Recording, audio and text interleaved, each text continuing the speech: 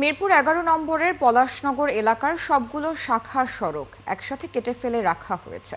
Drainage ব্যবস্থা উন্নত করার জন্য রাস্তা খুঁড়ে পাইপ বসিয়ে পিট তৈরি করে ১.৫ মাস ধরে উধাও ঠিকাদারি প্রতিষ্ঠান।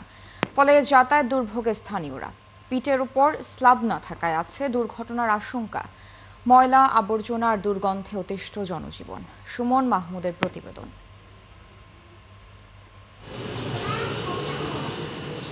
ঢাকার মিরপুর ১১ নম্বরের পলাশনগরের এই দৃশ্য যেন নগর উন্নয়নের নামে এক চরম ভোগান্তির প্রতিচ্ছবি।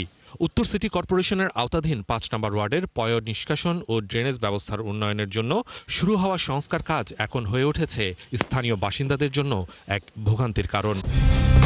কালার এক্সপার্ট, জর্জ স্যাপ এবং মাইল্ড অন হ্যান্ডস টেকনোলজি সমৃদ্ধ অরিক্স ক্রিস্টাল ওয়াশ আপনার লন্ড্রি এক্সপার্ট। গত ১.৫ মাসে কেউ এসে কাজের অগ্রগতি বা নিরাপত্তার ব্যবস্থা তদারকি করেননি।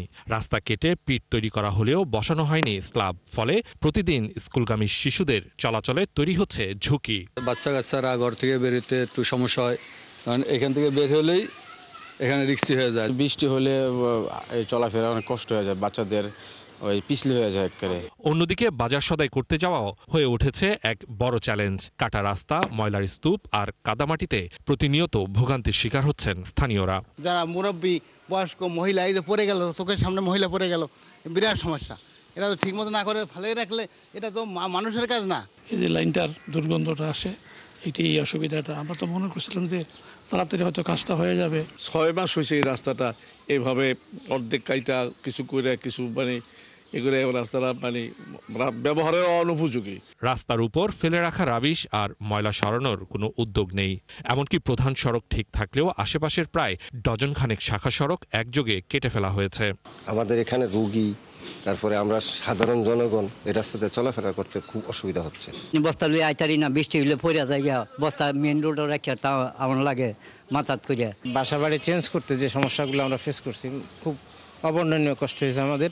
পথচারী নিরাপত্তার বিষয়ে উদ্বেগ প্রকাশ করে সিটি কর্পোরেশন বলছে নির্ধারিত সময়ে কাজ শেষ করা হবে।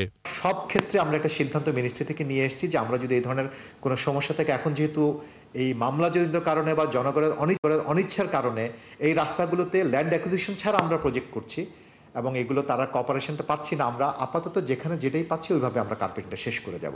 উন্নয়ন হোক, তবে তাতে আপত্তি নেই স্থানীয়দের, কিন্তু পরিকল্পনা আর সমন্বয়ের ঘাটতির পাশাপাশি তদারকির অভাব। এই উন্নয়ন যখন দুর্ভোগে পরিণত হয় তখন স্বাভাবিকভাবেই প্রশ্ন আসে, এই দুর্ভোগের দায় কার? সিটি কর্পোরেশন না ঠিকাদারি প্রতিষ্ঠানের? সুমন মাহমুদ, ৭১, ঢাকা।